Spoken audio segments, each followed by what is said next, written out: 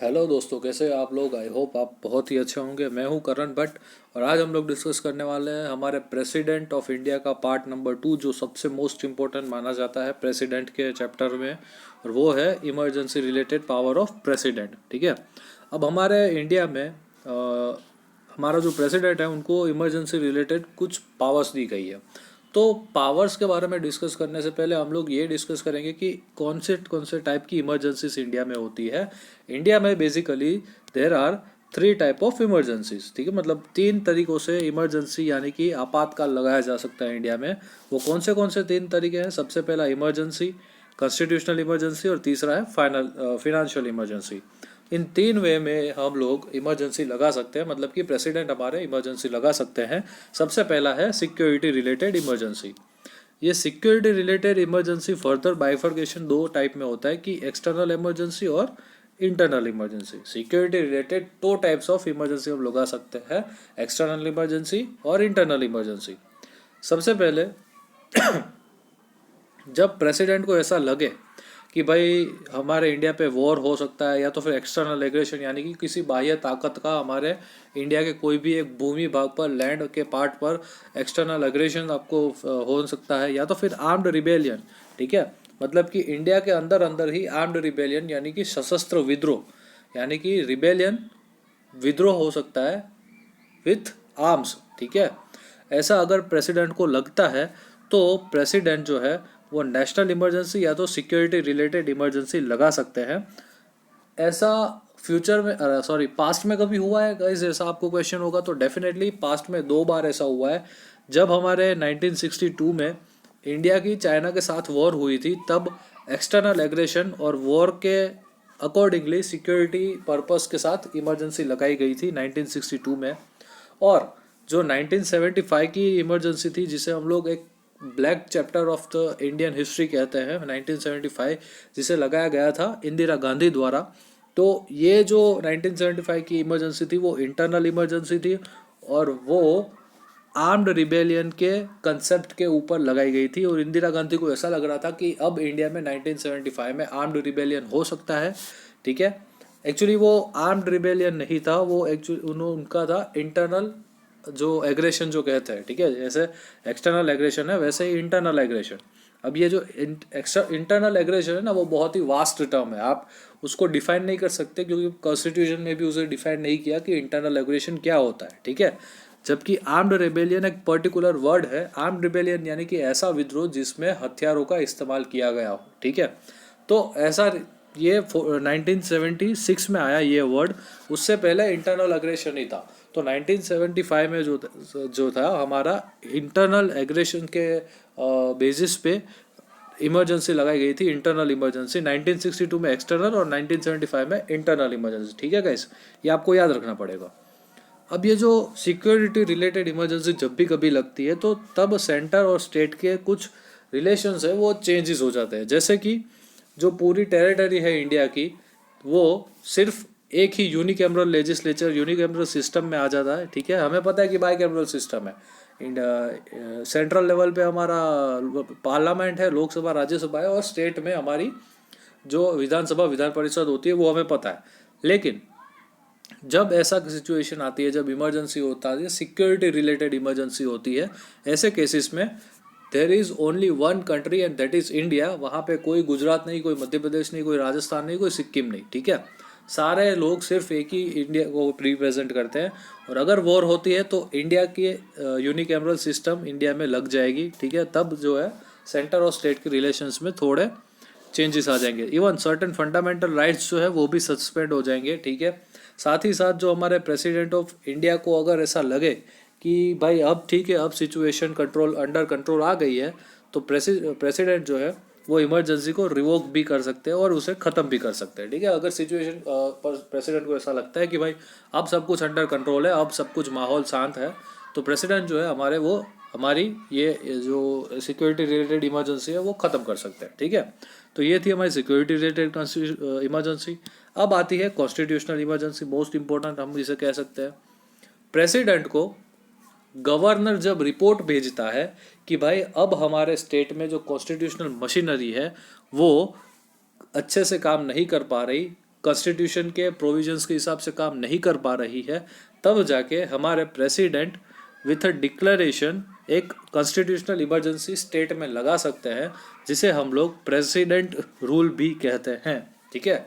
क्या होता है कि सपोज कि कभी कभी ना स्टेट में कोई भी, समझ लो कि गुजरात में जो भी पूरी कॉन्स्टिट्यूशनल मशीनरी है, चीफ मिनिस्टर है, काउंसिल ऑफ मिनिस्टर है, हमारी विधानसभा विधान परिषद है, वो अकॉर्डिंग टू द कॉन्स्टिट्यूशन काम नहीं करती, या तो फिर सेंट्रल गवर्नमेंट के ऑर्डर्स के हिसाब से काम नहीं करती।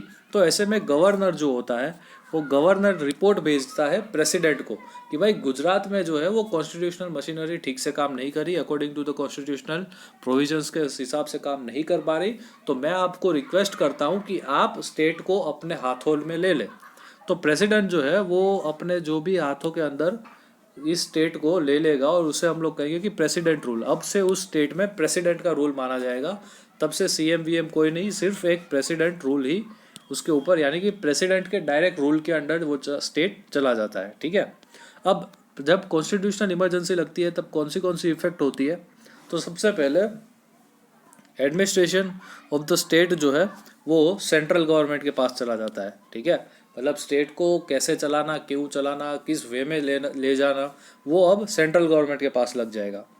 Legislative assembly of the state suspend हो जाती है या तो डिसॉल्व हो जाती है फॉर ड्यूरेशन के लिए, मतलब जब तक कोई कॉन्स्टिट्यूशनल इमरजेंसी रहेगी तब तक के लिए स्टेट लेजिस्लेटिव असेंबली सस्पेंड हो जाती है।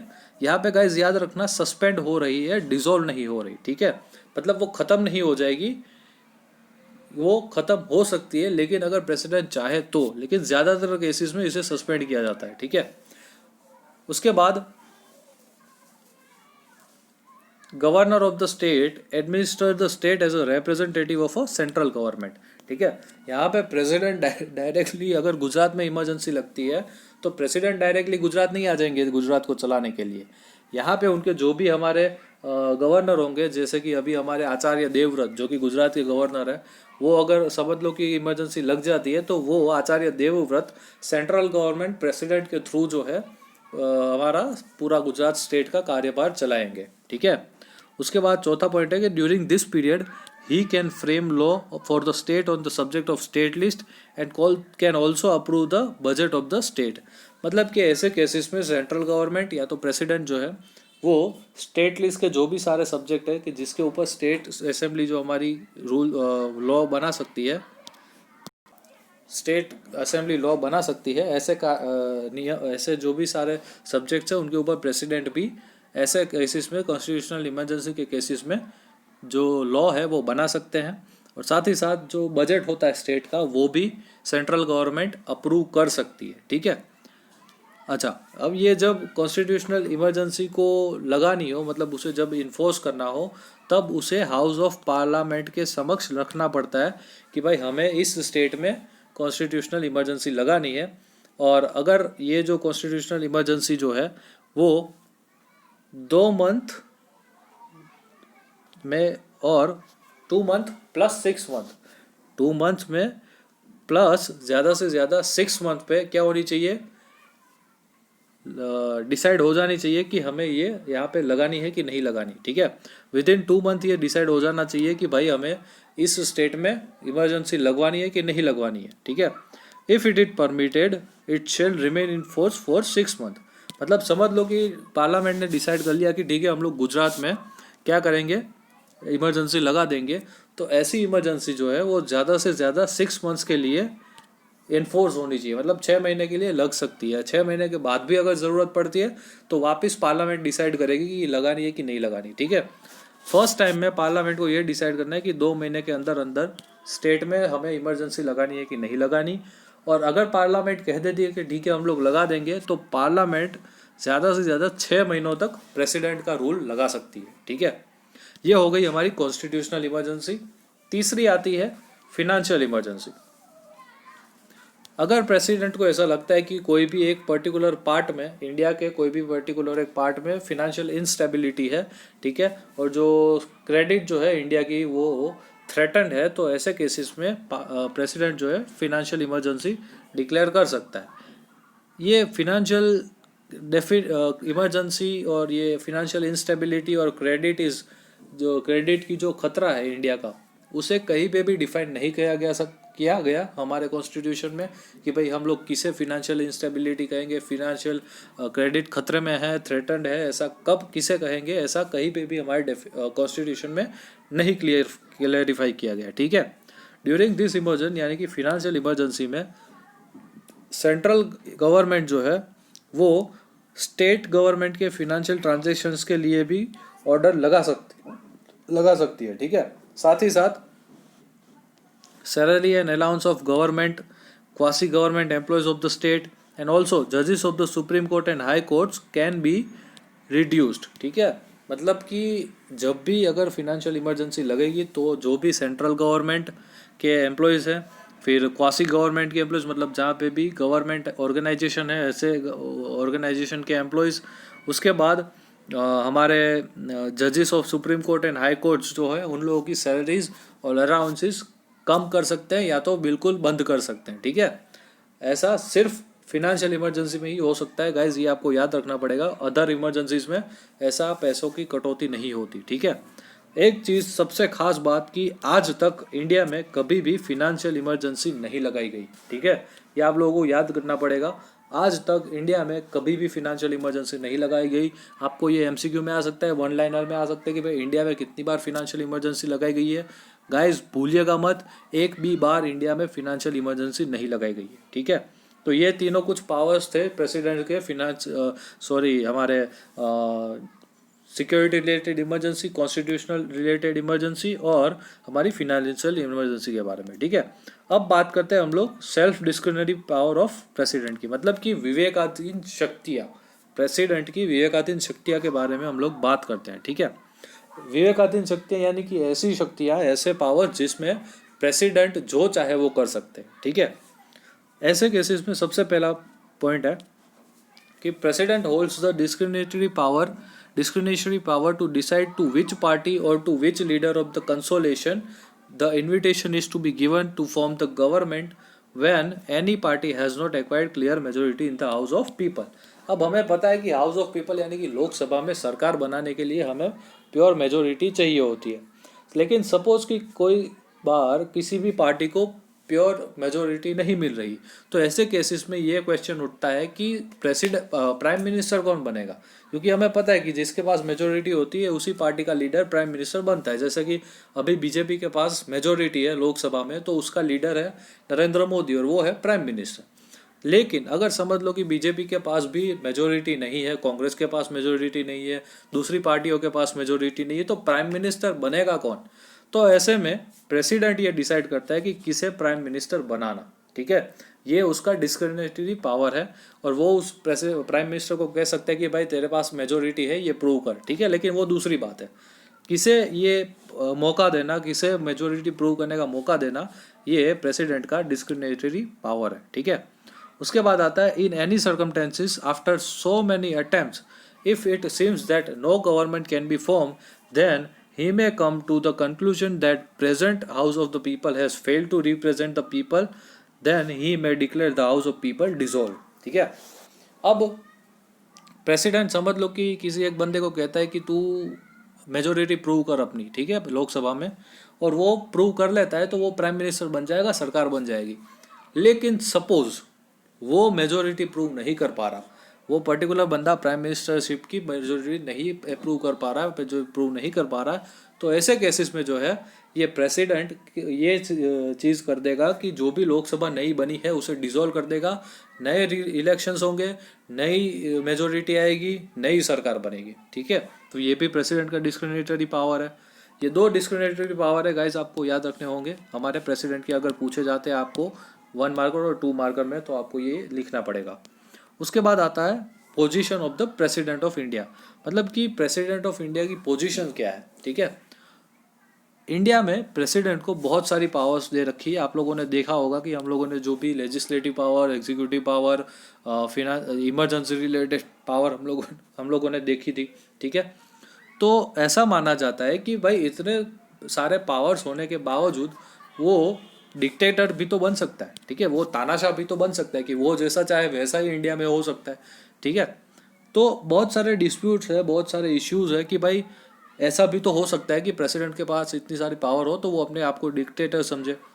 लेकिन जो हमारे कॉन्स्टिट्यूशनल फ्रेमर्स थे उनको पता था कि इतनी सारी पावर होने के बावजूद कोई बंदा अपने आप को कंट्रोल नहीं रख सकता, इसीलिए उन्होंने एक ऐसा क्लॉज डाल दिया कि वो हमारा कॉन्स्टिट्यूशनल हेड तो है, लेकिन वो अपनी जो पावर्स है वो अपने हिसाब से अपनी मर्जी से यूज़ नहीं कर सकता। ठीक है, उनको प्राइम मिनिस्टर और काउंसिल ऑफ मिनिस्टर की एडवाइस से ही काम करना पड़ेगा। प्रेसिडेंट को चाहे कि प्रेसिडेंट ऐसा चाहे कि भाई मुझे चाइना के साथ वॉर करना है, ठीक है, तो ये पॉसिबल नहीं है, क्योंकि उसको मतलब प्रेसिडेंट को उनको जो है वॉर करने के लिए पहले प्राइम मिनिस्टर और काउंसिल ऑफ मिनिस्टर की एडवाइस लेनी पड़ेगी। अगर वो दोनों हाँ कहते हैं तो ही आपका वॉर हो सकता है। ठीक है, during the process of constitution, during the framing process of constitution, Ambedkar ji ने ये एक्सप्लेन किया था कि जो हमारे प्रेसिडेंट की पोजीशन है is like the position of the king in the Britain. President of India holds the same position. He is the head of the state but not the real head of the executive. ठीक है, मतलब कि वो India के head तो है लेकिन जो एग्जीक्यूटिव है उनके हेड नहीं है। दो ही represent the nation but does not rule the nation. हमारे प्रेसिडेंट इंडिया को रिप्रेजेंट करते हैं पर उसे रूल नहीं कर सकते। वो भारत के राजा नहीं है, वो मात्र एक प्रमुख है। ठीक है, he is the symbol of the unity of the nation.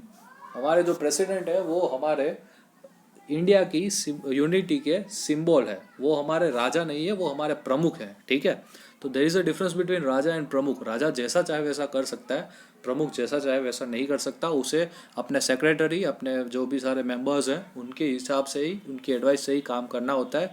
इसी वे में इंडिया के जो प्रेसिडेंट है उनको भी प्राइम मिनिस्टर और काउंसिल ऑफ मिनिस्टर्स की एडवाइस पे ही काम करना पड़ता है। तो आई होप गाइज आपको ये प्रेसिडेंट वाला पूरा टॉपिक समझ में आया होगा। ये हमारी national emergency, security related emergency, constitutional emergency और फिनेंशियल इमरजेंसी और self discriminatory power of presidents के बारे में भी समझ में आया होगा। तो गाइज अगर वीडियो अच्छा लगा हो तो लाइक कर दीजिएगा और आई होप आप लोग नोट्स बना रहे हो। और अगर कोई भी डाउट हो आप कभी भी मुझे टेक्स्ट कर सकते हो, आपको पता ही है मेरा नंबर, व्हाट्सएप नंबर क्या है। ठीक है गाइज, तो आई होप आप लोगों को समझ में आया होगा और आप लोगों को मज़ा आया होगा। मिलते हैं अगले सेशन में एक नए टॉपिक के साथ जो कि वाइस प्रेसिडेंट ऑफ इंडिया के साथ। ठीक है, तब तक के लिए जय हिंद।